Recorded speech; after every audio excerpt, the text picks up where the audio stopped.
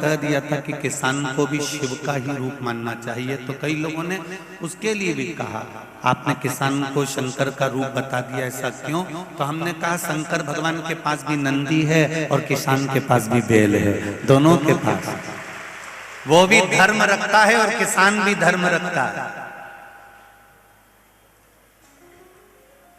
शिव भी कर्म को प्रधान मानते हैं और किसान भी कर्म को प्रधान मानता है।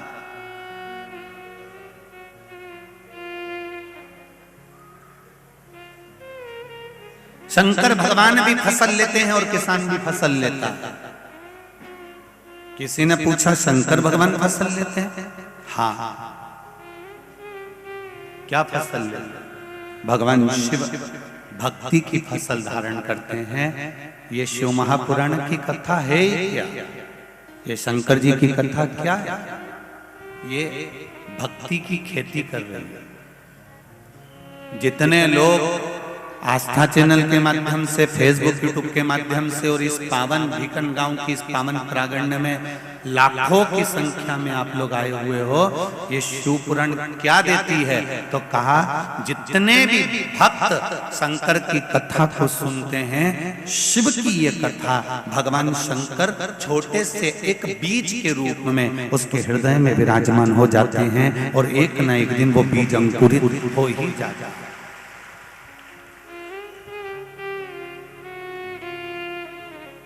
ये मेरा विश्वास कहता है, शिव महापुराण की कथा का विश्वास कहता है कि अगर आपने एक बार शिव महापुराण की कथा सुनी है तो ये विश्वास कहता है कि बीज, भक्ति का बीज मेरे शंकर भगवान ने तुम्हारे भीतर दे दिया, इसलिए तुमने शिव पुराण की कथा सुनी है और ये बीज अंकुरित जरूर होगा। अर्थात एक ना एक दिन तुम शंकर के मंदिर एक लोटा जल चढ़ाने जरूर जाओगे, निश्चित। सारी समस्या का हल, जम के बोलो जरा, एक लोटा जल, क्योंकि ये कलयुग नहीं, ये शिव युग है।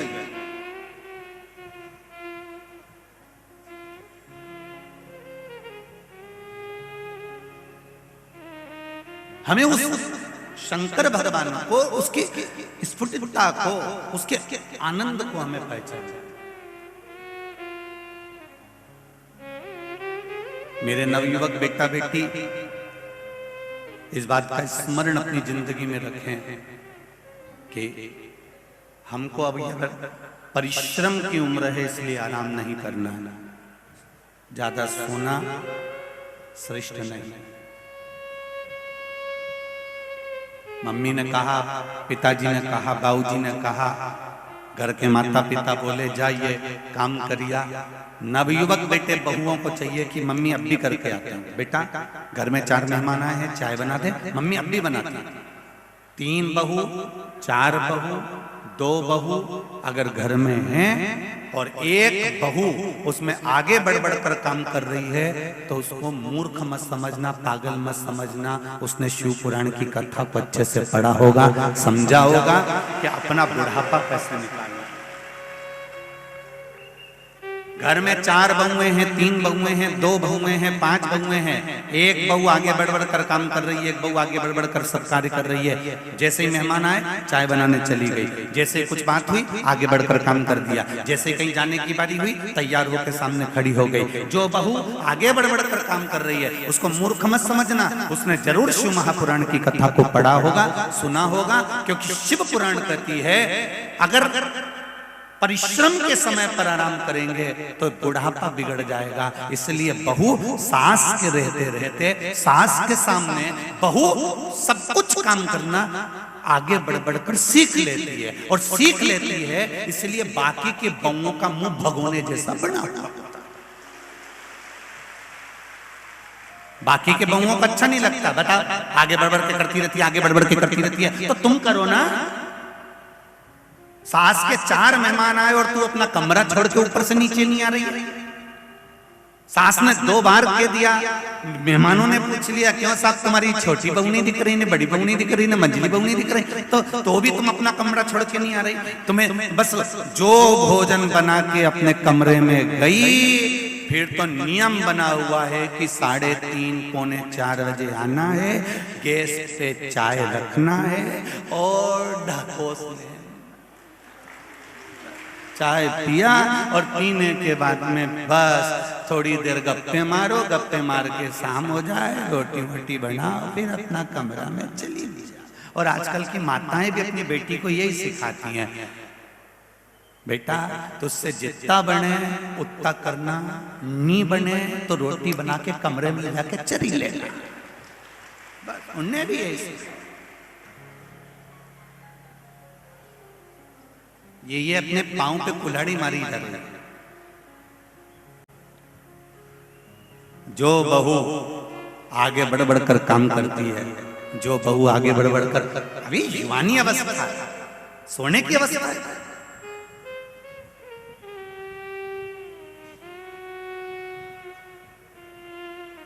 55-60 के लगभग में तुम आओ ना, तो फिर दिन में 2-1 घंटे की नींद लेना भले चालू कर लो मंडल। और कहीं की बहू अगर 55-60 के पहले की हो और वो सो रही हो, तो तुम भी पूरे मोहल्ले में कह देना हमारी 60 साल की हो गई बहू, 60 की हो गई, इसलिए दिन में इसको सोने को चाहिए। तो सास आगे बढ़ बढ़ के काम कर रही है, तुम तो कहना ओल्ड इज गोल्ड।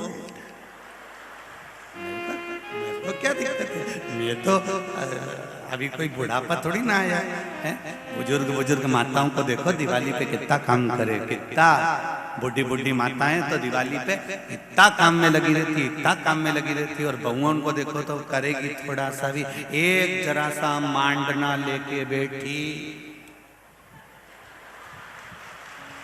अब एक छोटा सा मांडना, वो छुई मिट्टी का, गेरू का, जरा सी लाल मिट्टी का और सफेद मिट्टी का, छुई मिट्टी का जरा सा मांडना लेके बैठी।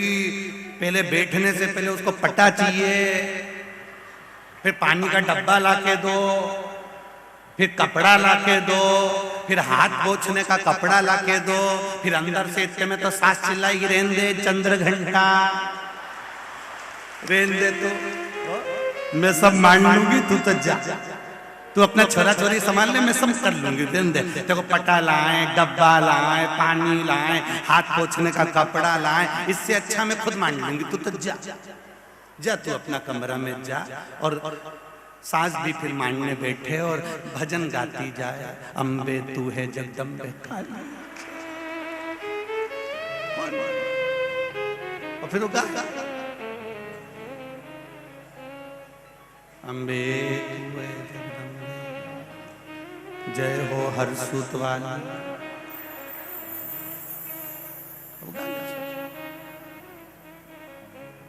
उसको नीचे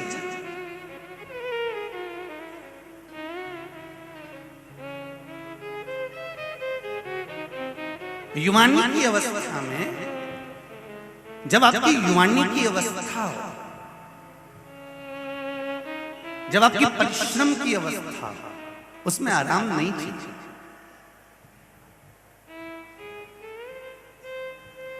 जिसने परिश्रम की अवस्था में आराम कर लिया, युवानी की अवस्था में खूब सोया, वो बाद में खूब रोया, खूब रोया। इसलिए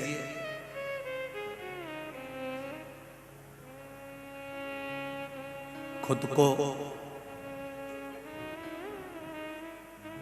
शंकर भगवान से जोड़ लो, खुद को भोले से जोड़ लो, बाकी का सब भोले पे छोड़ दो, फिर वो संभालेगा, वो जानेगा, उसको निभाएगा, अपने को कुछ नहीं करना।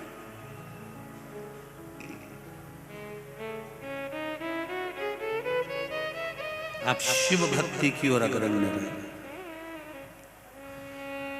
पढ़ने वाले बच्चों को चाहिए कि जिस समय विद्या अध्ययन कर रहे हो उस समय पर कोई मोबाइल, किसी भी तरह का कोई क्रम हमारी चित्त वृत्ति में नहीं आना चाहिए। हमको मेहनत करना है। शंकर भगवान ने कर्म को प्रधान माना है, भगवान कृष्ण ने कर्म को प्रधान माना है।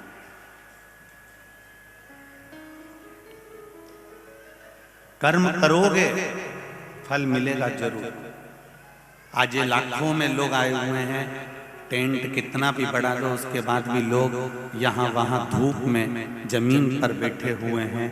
जरा विचार करो, अगर ये अपना घर परिवार कुटुंब सब छोड़कर आज वैकुंठ चतुर्दशी के दिन अगर शिव की कथा में आए हैं तो वो वैकुंठ वाला भी तो इनके दरवाजे पर जाएगा,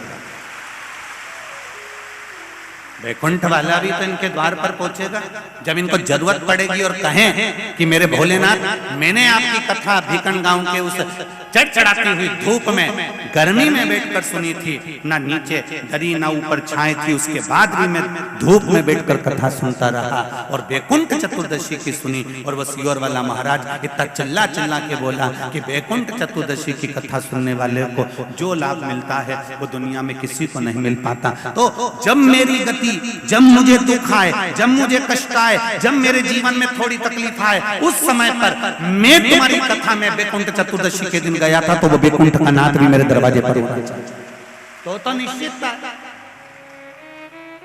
और सीधी बात है, तेरे मंदिर में आना मेरा काम है और मेरी बिगड़ी बनाना तेरा काम है। तेरी चौखट पर मैं आ गया, उसके बाद में दर्शन दिखाना तेरा।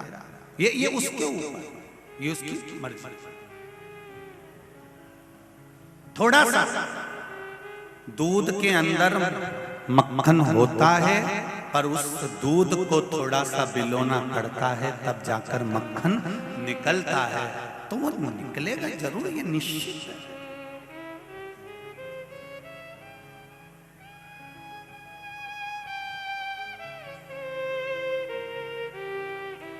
उसकी निश्चितता।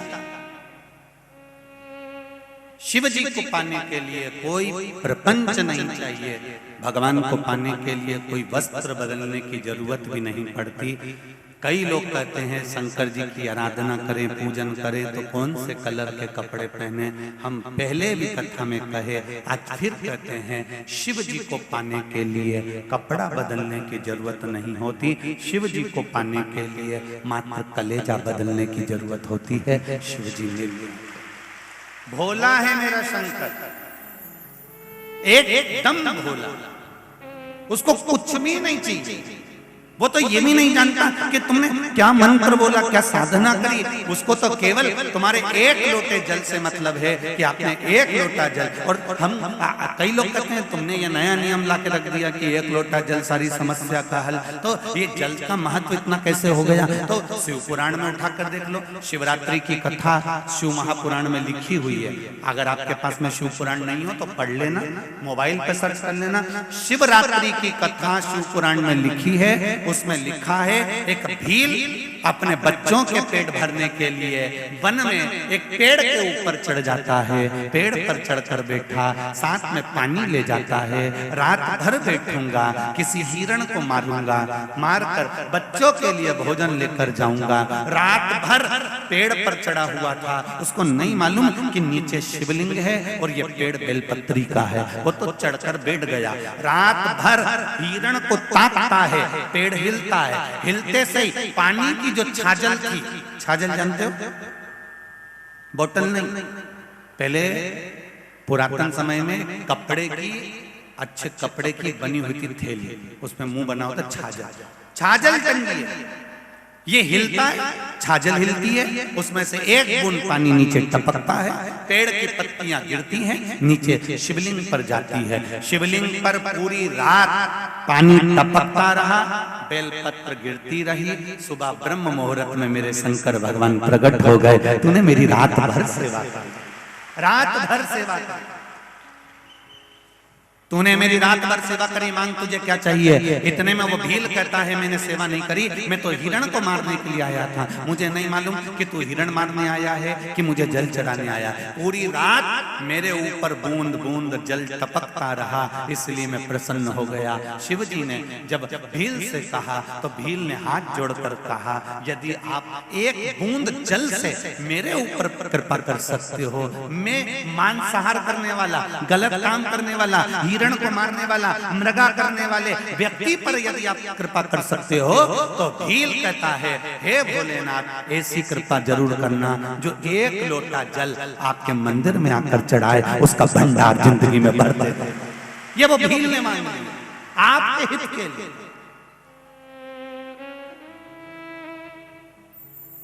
क्या होता है एक लोटा जल से जड़ा चढ़ा के तो देखो,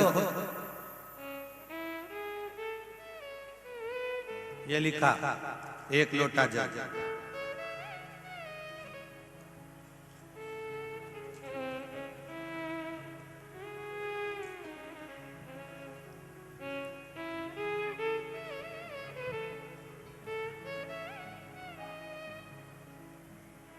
मैं लक्ष्मी जितेंद्र सिंह चौहान, ठिकाना मोहम्मदपुर बजरंगपुर, जिला खरगोन की निवासी हूँ। कहीं बैठी हूँ तो हाथ हिलाइएगा, जहाँ कहीं भी बैठी हूँ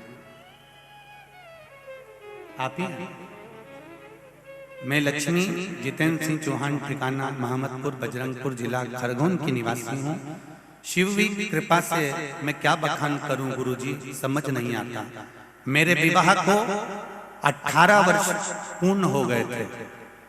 ऐसा कोई डॉक्टर नहीं बचा था। इंदौर, भोपाल, बड़ौदा सब दूर डॉक्टरों को दिखाया, पर हमारे यहाँ संतान नहीं हुई। 18 साल संतान नहीं हुई। सारे डॉक्टरों का इलाज करवा लिया। खरगोन में आपकी शिव महापुराण की कथा हुई, और उस कथा के दौरान मैंने नियम बनाया कि 7 दिन शिव पुराण की कथा सुनती हूं। और गुरुजी कहते हैं कि 3 महीने में बाबा झोली भर देता है, जो मांगा वो देता है। अगर 18 साल से संतान नहीं हुई, सारे डॉक्टर हार गए, टेस्ट भी करवाया, वो भी सफल नहीं हुआ। तो मैं कथा में जाकर बैठ गई। शिव पुराण की कथा मैंने खरगोन की सुनी, और आपने सफेद आंकड़े की जड़ का उपाय बताया, वो मैंने उन्हीं दिनों में कर लिया। करने के बाद बाबा की कृपा ऐसी हुई, जो 18 साल से सारे डॉक्टरों का इलाज करा कर थक गए थे, तो संतान नहीं हुई। और बाबा की कृपा से खरगोन में डॉक्टर की कृपा ऐसी, बाबा की कृपा हो गई भोलेनाथ जी की, कि मेरे गर्भ ठहर गया। और 18 साल के बाद मुझे संतान हुई, जिसका मैं फोटो लगा रही हूं। बच्चे का फोटो भी लगाया। 18 वर्ष के बाद खरगोन की कथा श्रवण करी पंडाल में बैठकर, और बाबा ने क्या दिया वो मैं क्या बखान करूं। आप सब इस पत्र के माध्यम से देख सकते। शिव कृपा, शिव की उदार बैठे। श्री शिवाय नमस्कार। शिव कृपा किसको? आप दिल से सुनो, दिल से। पेट्रोल में पैसा खर्च कर कर आए हो, डीजल में पैसा खर्च कर कर आए हो, समय निकाल कर अपना घर छोड़ कर आए हो। 2 बजे से 5 बजे तक कथा चलती है। 5 बजे जब आरती हो, अक्षतम कैश्वम हो, कर्पूर गौरम हो, तब भूमि को प्रणाम कर कर तब उठ कर जाओ, और उससे कह कर जाओ कि तेरे भरोसे पर कथा सुनी है, मैंने सुना है, तो खाली नहीं छोड़ता, विश्वास लेकर आई हूँ। अगली कथा में मैं भी मेरा पत्र भेजूं, जो यहाँ भर भर कर लोगों ने पहुंचाए हैं। ऐसी कृपा मुझ पर, ऐसी करुणा मुझ पर। कोई सहजता नहीं है। इन पत्रों में हम तो कई पत्र तो पढ़ ही नहीं पाते, ये ढेर लगे हुए हैं सारे पत्रों का। नीचे आप लोग देखेंगे ढेर, इनको तो पढ़ ही नहीं पाते। ढेर ये पढ़ा हुआ, थोड़ा बहुत पढ़े, जो हाथ में आ गया पढ़े।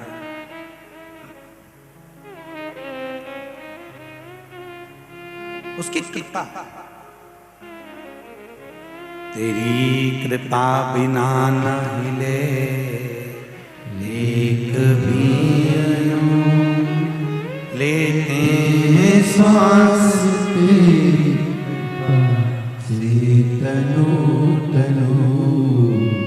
बखान क्या करूं मैं राखों के ढेर का, चपटी भभूत में खजाना कुबेर का।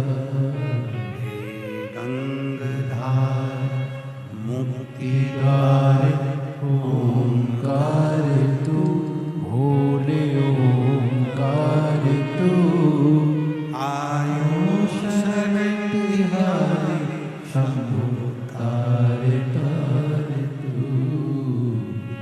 शिव कृपा किसको करता है? वो देता है और दिल से देता है, भोला है वो।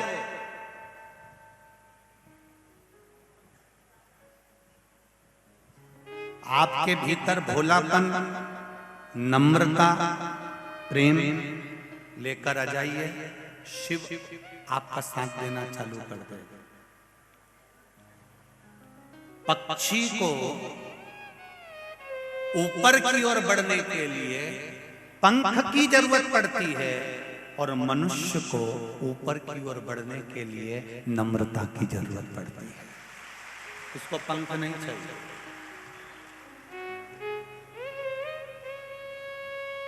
आप दिल से नम्र बन जाइए। किसने क्या कहा, किसने क्या बोला, किसने कितनी गाली दी, किसने कितनी उंगली उठाई, अपने को उससे मतलब, इस दिल से नम्र बनो। आप पक्षी पंख से ऊपर बढ़ता है, आप अपनी नम्रता से ऊपर बढ़ते चले जाइए। बढ़ो।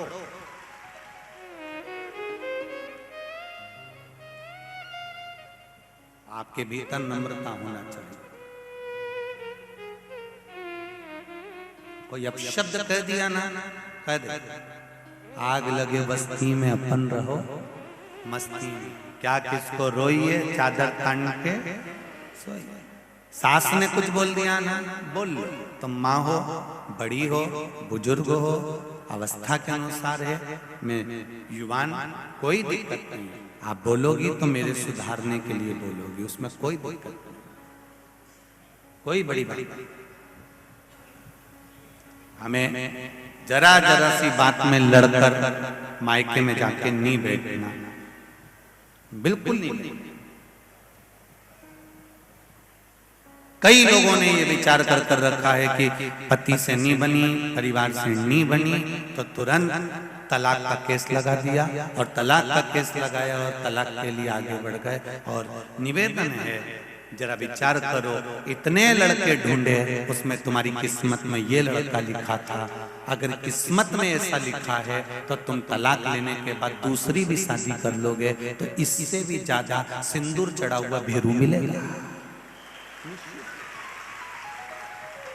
उसमें कोई बड़ी तुम्हें अभी जैसा मिला है ना, अभी बटुक भेरू है, आगे काल भेरू मिलेगा। आप उसको समझो, जरा विचार करिए। आप अपनी चित्तवृत्ति में, अपने मन में उस विचार को लेकर आइए। और जब आपकी चित्तवृत्ति में, आपके विचारों में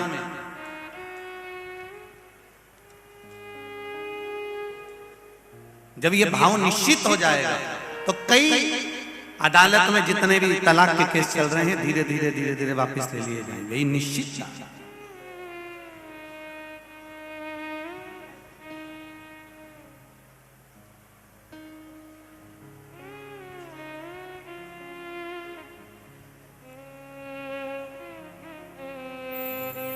आप कितना भी दुख है जीवन में है, ऐसा कोई माता के गर्भ से नहीं जन्मा जिसके जीवन में दुख नहीं है। कोई लिख दे कि पृथ्वी पर जन्म लेने के बाद जिसकी किस्मत में दुख नहीं होगा। मीराबाई भगवान कृष्ण की इतनी बड़ी उपासक थी, बोलो दुख था कि नहीं था? जम के तो बोलो जी था ना। जहर का प्याला आ गया, सांप का पिटारा आ गया, शेर के सामने ले जाके डाल दिया, कितना कितना कितना दुख दिया, पर विश्वास पक्का था। नामदेव जी का कितना अपमान हुआ, मंदिर के पीछे ले जाकर पटक दिया, तो भी भगवान पर विश्वास था। संत तुकाराम कितना दुख, पत्नी अपशब्द पर अपशब्द कर रही है, ताने पर ताने दे रही है, तो भी भगवान पर विश्वास था। रामकृष्ण परमहंस, स्वामी विवेकानंद, चैतन्य महाप्रभु, श्रीमद वल्लभाचार्य जी, श्री रामानुजाचार्य जी, श्री निम्बाकाचार्य जी, ये जितने भी हमारे जगत गुरु शंकराचार्य जी, ये जितने राष्ट्र के संत, साधु, सन्यासी, तपस्वी, साधक, इनका चरित्र यदि हम पढ़ें, हम अध्ययन करें, हमारी चित्त वृत्ति में उतारें, तो हमको मालूम पड़ेगा कि जीवन कितना संघर्ष से निकलता है, कितना संघर्ष। अभी तो आप लोग हरिहर शिव महापुराण की कथा सुन रहे हो। रायपुर में जो 5 दिन शिव महापुराण की कथा होना है, रायपुर के पास में चंपारण है, जहां पर श्रीमद् वल्लभाचार्य जी का प्रागट्य हुआ था। श्रीमद् वल्लभाचार्य जी की बैठक जी है। वहीं चंपारण में चंपेश्वर महादेव है। रायपुर की जो 5 दिन की कथा रखी है वो चंपेश्वर महादेव के ऊपर रखी है, इसलिए उसका नाम चंपेश्वर शिव महापुराण की कथा रखी गई। जितने भी श्रोता भाई बहन आस्था चैनल पर सुन रहे हो, फेसबुक पर सुन रहे हो, या जहां बैठकर कथा सुन रहे हो, उनसे निवेदन है टीवी के सामने इस चंपेश्वर महादेव की कथा का लाभ अवश्य लेना। उससे हमें ज्ञात होगा कि चंपेश्वर महादेव का स्मरण कैसे करना चाहिए।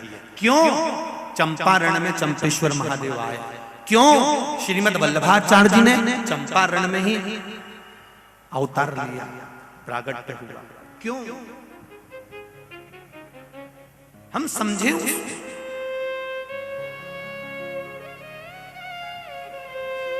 क्यों मेरे वल्लभ उस चंपारण की भूमि में विराजमान हुआ। उस चंपेश्वर महादेव की कथा चंपारण की भूमि की जो कथा है वो रायपुर से हम 5 दिन सुने और उसको धारण करें, अपने जीवन का आनंद।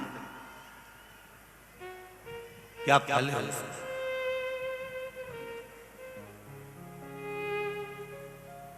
महाराज अब परमात्मा को आप थोड़ा सा दुख, ऐसा संसार में कोई व्यक्ति नहीं जन्मा जिसको दुख नहीं। माता के गर्भ से अगर जन्म लिया है तो दुख तो भोगना पड़ेगा। चाहे तुम संत बन जाओ, चाहे तुम साधु बन जाओ, चाहे तुम गुरुजी बन जाओ, चाहे तुम जो बनना हो बन जाओ, क्योंकि भगवान ने कहा कि मैंने किसी को कुछ बना के नहीं भेजा। भगवान कहते हैं मैंने पृथ्वी पर केवल मनुष्य बनाकर भेजा है, मानव बनाकर भेजा है। और भगवान कहते हैं पृथ्वी पर मैंने केवल तुझे मनुष्य का जन्म दिया है, मानव का जन्म दिया है। मनुष्य बनकर रहेगा तो जिंदगी में तुझे कभी कष्ट नहीं आएगा। तू कुछ बनने की तलाश में रहता है, इसलिए कष्ट जीवन में आता है।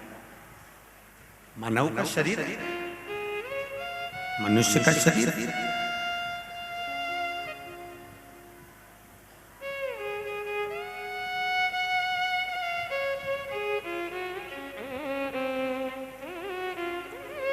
ये मानव का शरीर कोई साधारण नहीं है। आप इसको भगवत स्मरण में जितना सुख, ये आपके पंडाल में एक माता रोज 3 घंटे पूरी कथा खड़े रहकर सुनती है। एक बार उनके लिए जोरदार ताली बजाएं। पूरी 7 दिन हो गए उसको एक स्थान पर बस आसन वहां पर लगाया है जिस पे खड़ी रहती है और कथा सुनती रहती है। अब तपस्वी तप करता है, साधना वाला साधना करता है। लोग कहते हैं कि कुंभ के मेले में संतों का दर्शन होता है, लोग कहते हैं कुंभ के मेले में साधुओं का दर्शन होता है, लोग कहते हैं कुंभ के मेले में साधु और सन्यासी और तपस्वियों का दर्शन होता है। शिव महापुराण की कथा कहती है कभी शिव महापुराण की कथा के पंडाल में जाकर दर्शन करना, यहाँ सारे संत साधु सन्यासी तपस्वी साधक उपासक भक्तों का दर्शन। भीकनबंद गांव वालों के किस्मत में था, इसलिए भीकन गांव की किस्मत में था, इसलिए ये रोज प्रतिदिन रात्रि के समय पर आकर, आपको हमने पहले भी कहा कि कोई वंचित रह गया हो तो रात के समय आकर इन साधु सन्यासी तपस्वी साधक उपासक जरा अपना घर छोड़कर, अपना द्वार छोड़कर, बच्चों को छोड़कर रात रात भर केवल दरी पर पड़े हुए हैं और स्नान करा, भोजन करा और भगवान की भक्ति में एक जगह पर।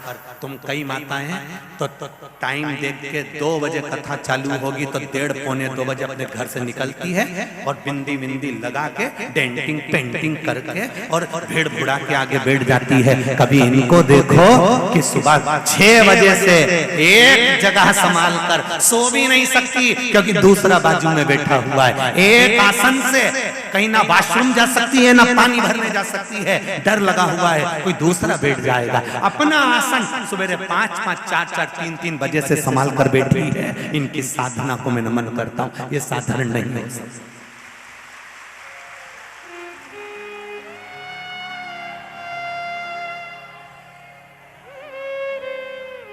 और कई लोग हमारे पास में आकर कहते हैं गुरुजी ये हमारे मेहमान आए, आप इनसे मिलिए, ये हमारे वो आए हैं इनसे मिलिए। तो हम तुम तो अब भी आए और तुमसे मिले, और ये सुबह 4 बजे की बैठी का क्या होगा कालिया?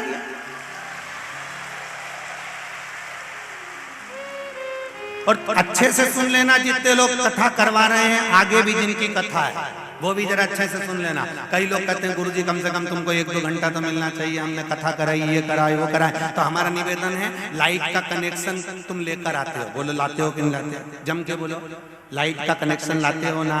लाइट का बिल जमा करते हो ना? लाइट का जब कनेक्शन लेकर आते हो तो लाइट छू के बता दो। तुमने लाइट का पैसा खर्च करा तो छू के बता कि मैंने तो 500 रुपए का बिल भरा। तो जब तुम लाइट का बिल जमा करो, पैसा जमा करो, तो तुम लाइट नहीं छूते हो, बस दूर से अनुभव करते हो।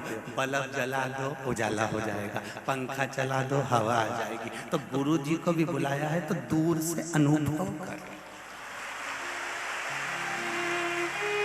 सुना नहीं।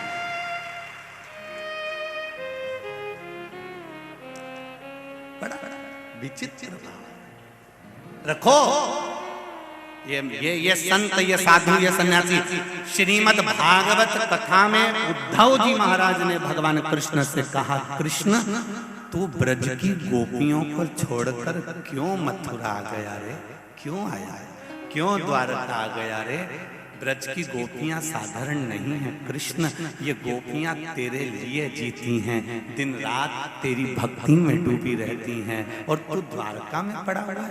कृष्ण कहते हैं कि मैं द्वारका में जरूर रह रहा हूँ, पर मेरे चित्त वृत्ति में वही गोपियां समाई हैं। उद्धव जी कहते हैं वो गोपियां नहीं, ब्रज की संत हैं, साधु हैं, सन्यासी हैं, तपस्वी हैं, साधक हैं, जो इतने इतने घंटों तक तेरी साधना में लगे। तब उद्धव जी ने कहा, तब उद्धव जी का एक शब्द आप लोगों ने भी सुना हो, जो असल में है मस्ती में डूबे उन्हें क्या परवाह जिंदगी। उद्धव जी का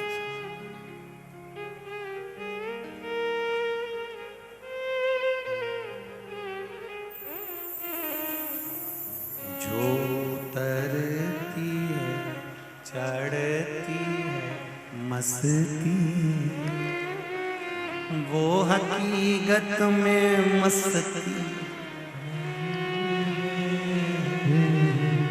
जो उतरती चढ़ती है मस्ती, वो हकीकत में मस्ती। ये तो प्रेम की बात है उद्धव, ये तो प्रेम की बात है उद्धव, बंदगी तेरे बस की नहीं है। ये तो प्रेम की बात है उद्धव, बंदगी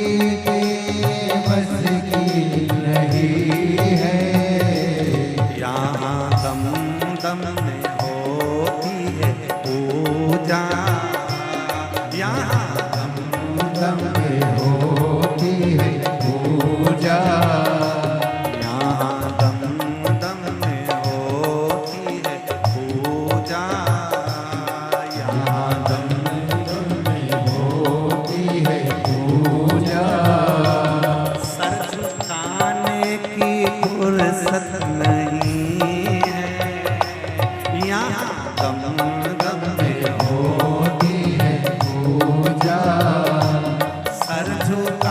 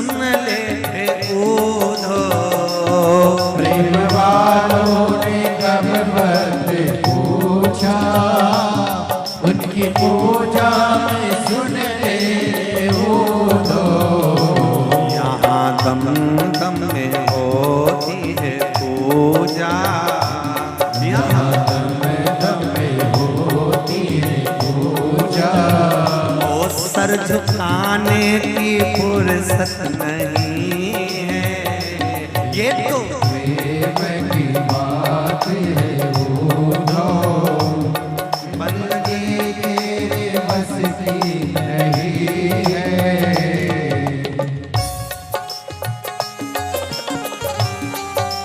जय हो हरि बोल। जय हो।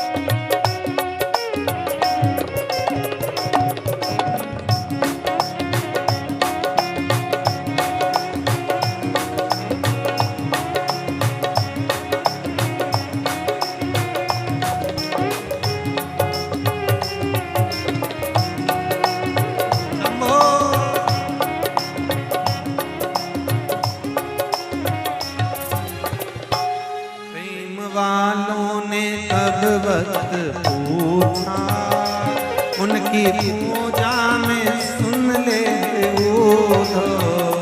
प्रेम वालों ने कब वक्त पूछा, उनकी पूजा में सुन ले उधो। प्रेम वालों ने कब वक्त पूछा, उनकी पूजा में सुन ले उधो। प्रेम वालों ने कब वक्त पूछा, उनकी पूजा में सुन ले उधो। उतरती है चढ़ती है मस्ती, उतरती है चढ़ती है मस्ती। वो हकीकत में मस्ती नहीं है, जो उतरती है चढ़ती है मस्ती। वो हकीकत में मस्ती नहीं है। ये तो प्रेम की बात है उधो। ये तो प्रेम की बात है उधो। वो बंदगी तेरे बस की नहीं है। ये तो प्रेम की बात है उधो। बंदगी तेरे बस की नहीं है। वो बंदगी तेरे बस की नहीं है। बंदगी तेरे बस की नहीं है। शिव भक्ति तेरे बस नहीं है। बंदगी तेरे बस की नहीं है। वो बंदगी तेरे बस की नहीं है। बंदगी तेरे बस की बंदगी तेरे बस की नहीं है, बंदगी तेरे बस की नहीं है। अरे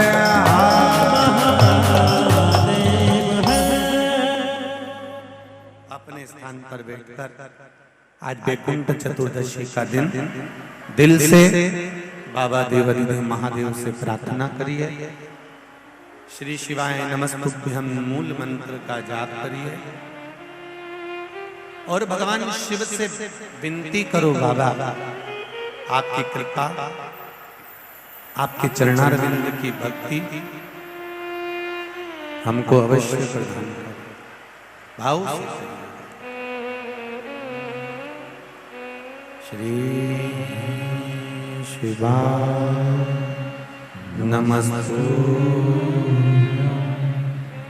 श्री शिवाय नमस्तुभ्यं,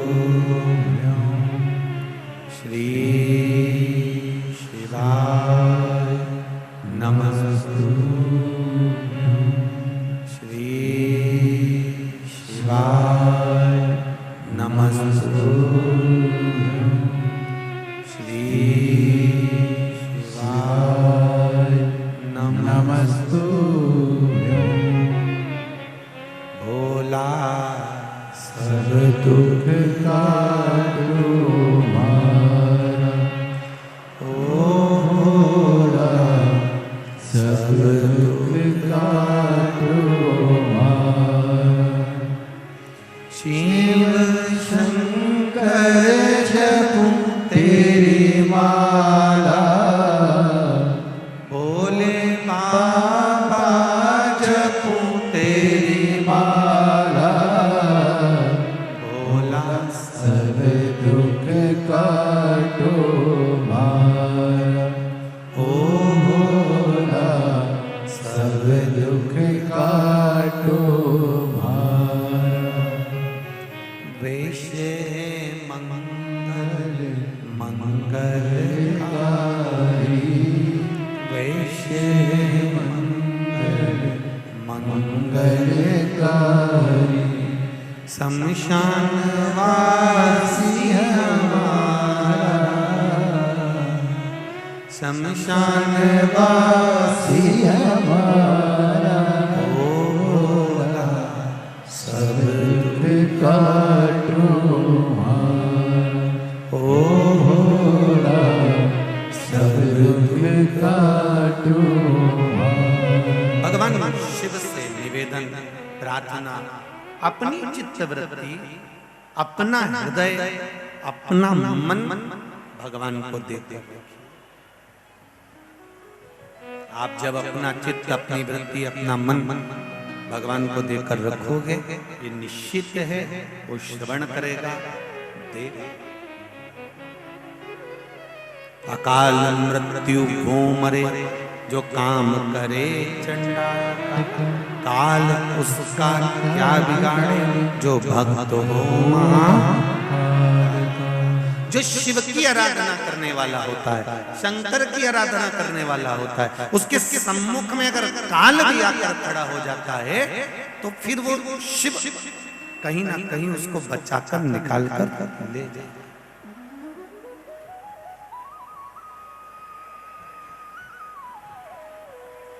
ध्यान देना जरा, शिव तत्व को जानना। महाराज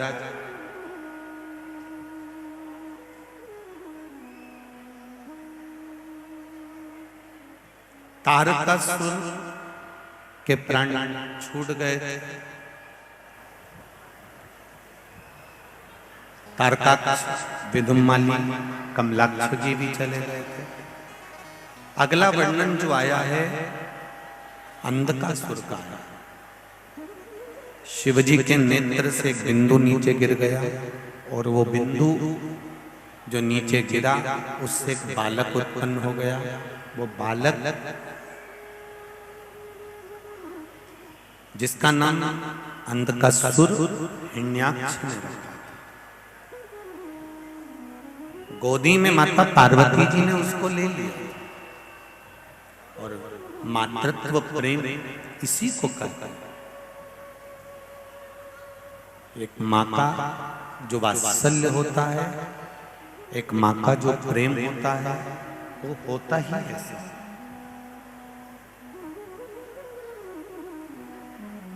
एक माता का स्नेह। शिवजी ने कहा कि पार्वती इसको ले जाकर तू समुद्र में फेंक दे। पार्वती जी कहती है नहीं, या आपके द्वारा प्रकट हुआ है इसलिए मैं इसको फेंक नहीं सकती, ये आपका पुत्र है। शंकर भगवान कह रहे हैं ये मेरा पुत्र नहीं है, तू तो फेंक दे। मेरे नेत्र बंद करने के बाद प्रकट आए, फेंक इसको। नहीं नहीं नहीं प्रभु, इसको नहीं।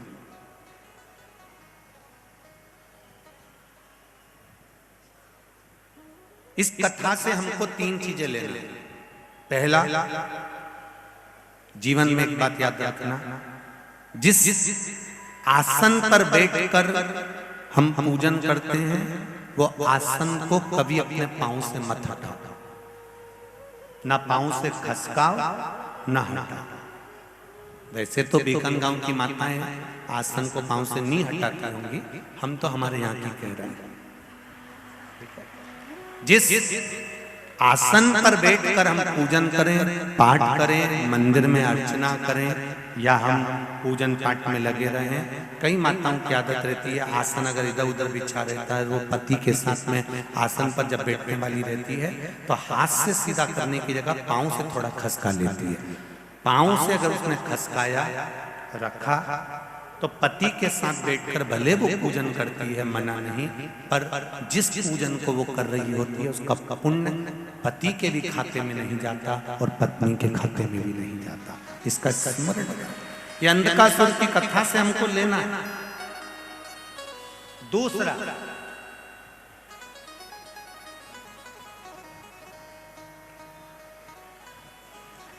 घर से एक लोटा जल अगर पानी का लेकर जा रहे हो शिव जी को चढ़ाने के लिए, तो मंदिर से आते समय वो कलश, वो लोटा खाली नहीं होना चाहिए। मंदिर का शिव जी का चढ़ा हुआ जल, थोड़ा सा जल उस लोटे के अंदर, उस कलश में अवश्य होना चाहिए।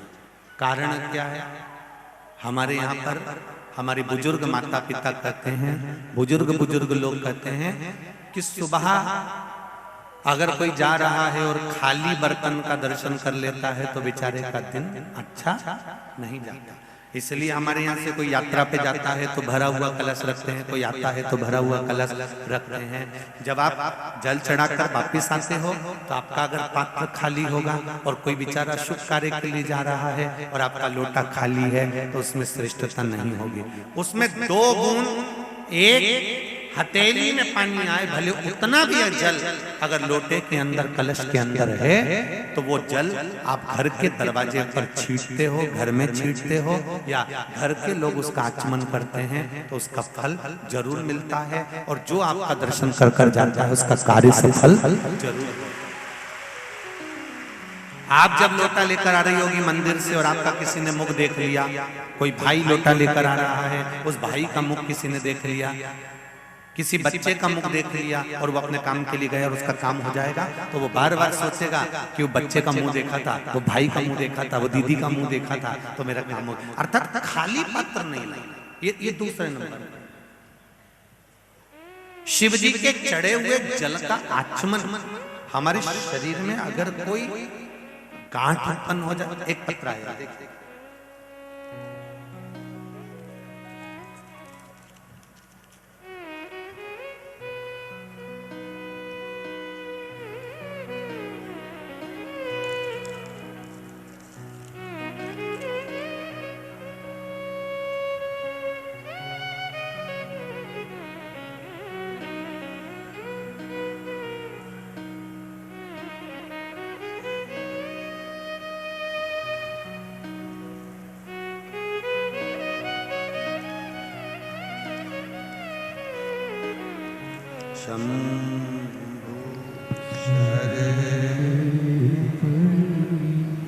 मां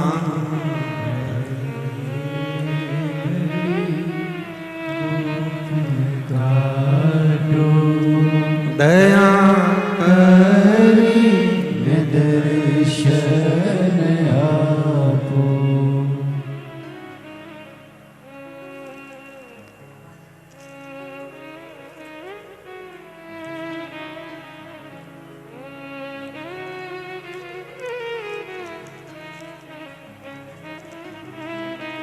इसमें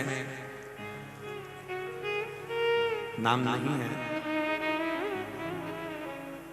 जिला खरगोन, मध्य प्रदेश, गांव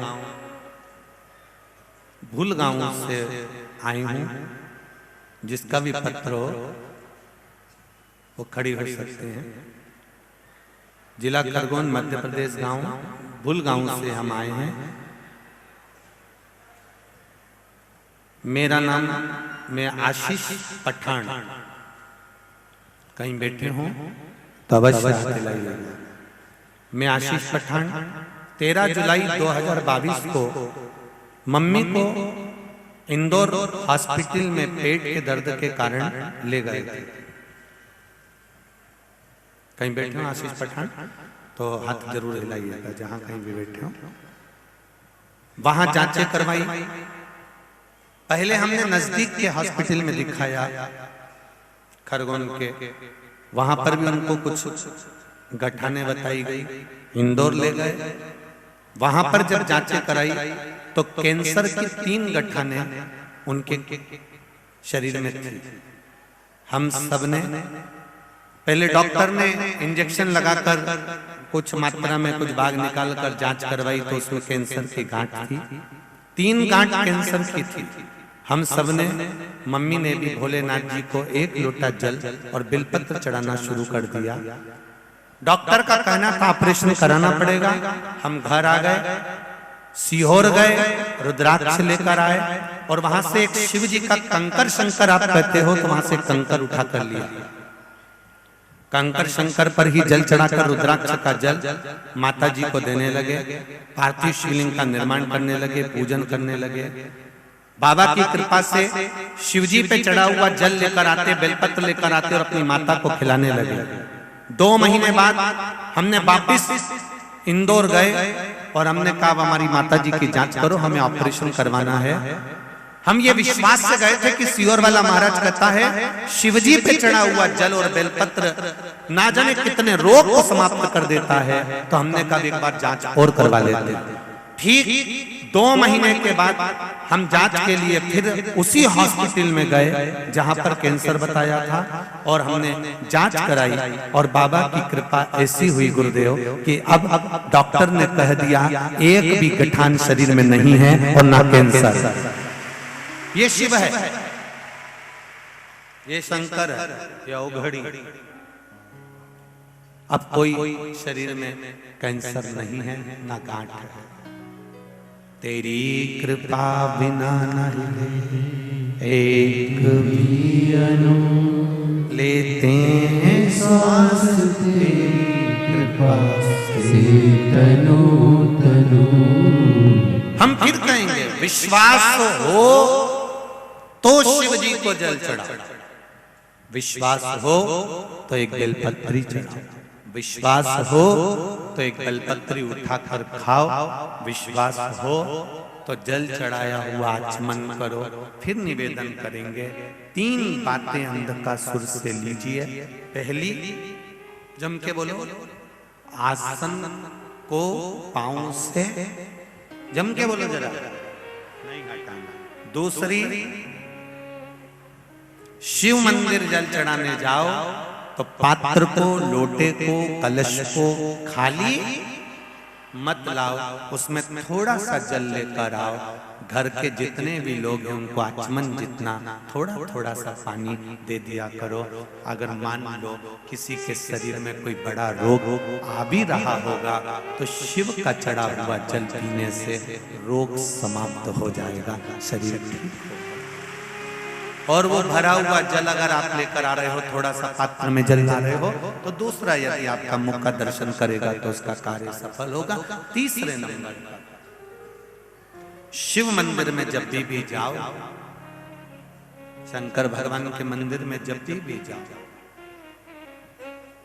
आखिरी में जब शिव जी की पूजन कर कर वापिस लौट कर आओ तो ये अंधकासुर के चरित्र से लेना।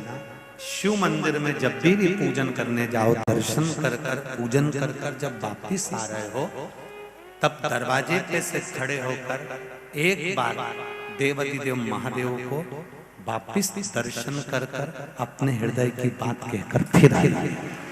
ये 3 चीज,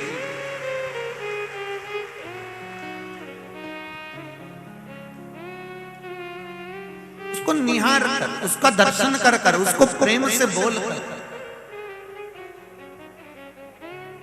उसको हृदय से कहकर, भगवान से निवेदन कर कर, विनती कर कर, बैठो अभी अभी बैठो, आप लोग बैठो, सबको बात सुनेंगे, बैठो, अपने हृदय की बात कहकर, अपने चित्त की बात, आप शिव से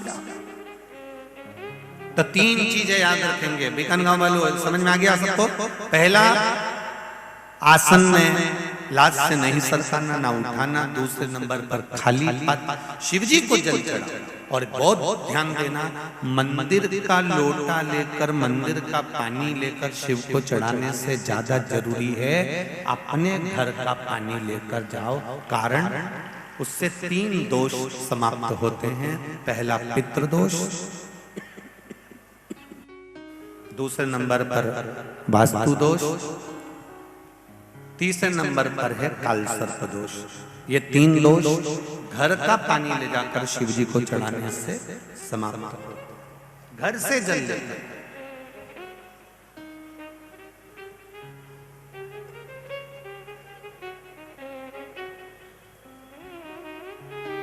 तीसरे नंबर पर है भगवान शंकर के मंदिर से जब वापिस आओ, पूजन वगैरह कर दिया, अच्छे से भगवान शंकर का श्रृंगार कर दिया, भगवान शिव को स्नान आदि पूजन आदि सब कराकर जब वापिस आ रहे हो, तो एक बार उसको झांक कर, दर्शन कर कर, पलट कर, उसको देख कर, उससे निवेदन कर कर वापिस फिर आए।